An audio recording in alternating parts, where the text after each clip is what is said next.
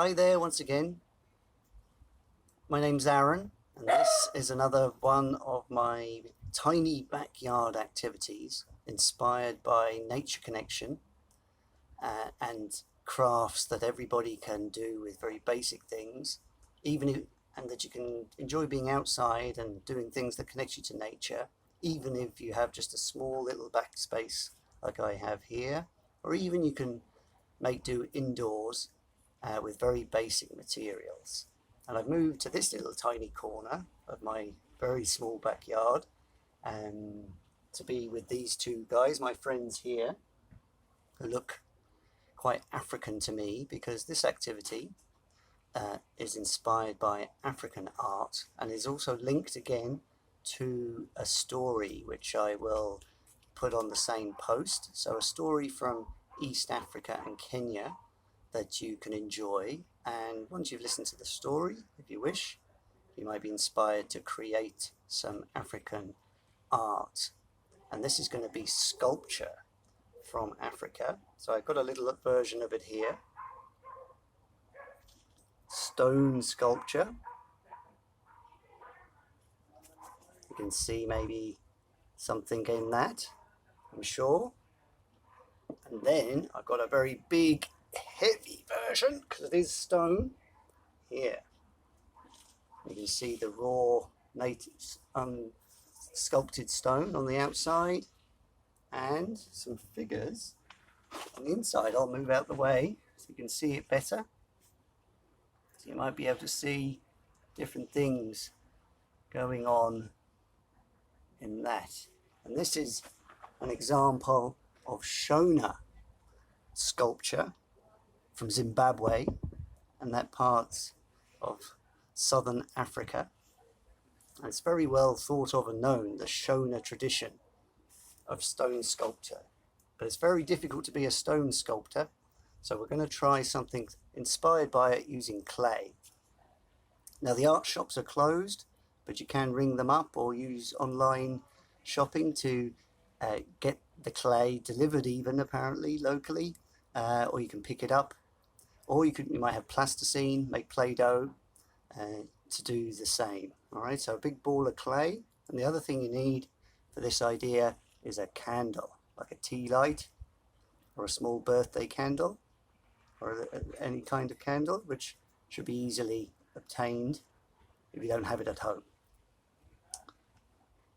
So the sculpture we're going to make, inspired by Shona tradition, is going to be like a group of friends or a family maybe.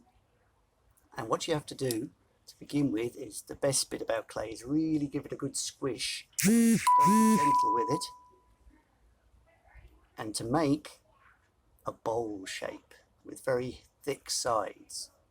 Okay, so push down with your thumbs to make it into a rough bowl with a lot of clay up on the sides, yeah? And what you want to make is a bowl that's going to sit nicely and fit with a lot of space what your candle, yeah? Because that's what this is going to be for at the end. So you start with a simple bowl shape and then pick a spot to push through and make a hole. Oops, I've just broken it. See, I can, with the clay, you just squish it back together again, huh?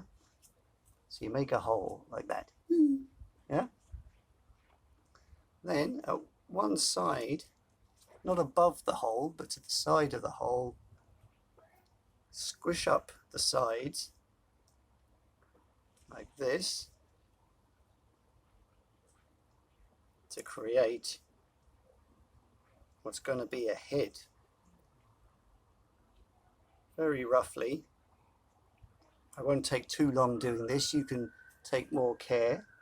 On the other side of the hole, which now this ridge is going to look like an arm now, linking between people, you bring up the edges again and form another just simple round bulge, which will look eventually like another head. Okay, like that. So you've got 2 heads and a hole with a linking arm. Now, you can choose how many people you want, but on the other side of one of the heads, again, break a hole. See that? And create a head. And I'm going to make this sculpture have 3 people. Because in my house at the moment here, we have 3 people staying together. Like that. So I need to put one more hole here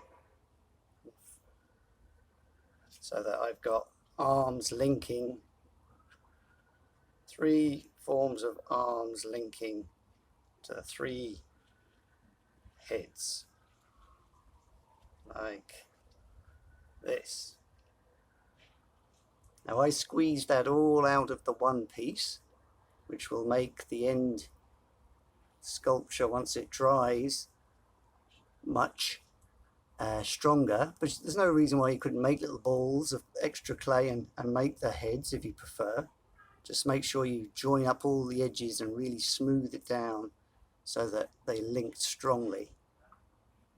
Now obviously you can make a lot more effort at smoothing it off and giving them shapes and designs, but remember that the Shona ones are very simple.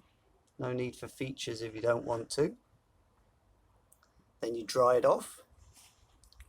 Don't dry it in the full sun or in the central heating, somewhere cool where it'll dry slowly and then it won't crack. And you sit the candle in it, and you can light the candle in the evening. It'll light up our little family gathering, almost like they're around a fire having a party. And it's a lovely thing to have, or to maybe gift someone. Wouldn't that be an amazing thing to find on your doorstep for someone that you're thinking of that you can't visit just now, huh? And do remember that there's a story from Kenya, and it's about cats,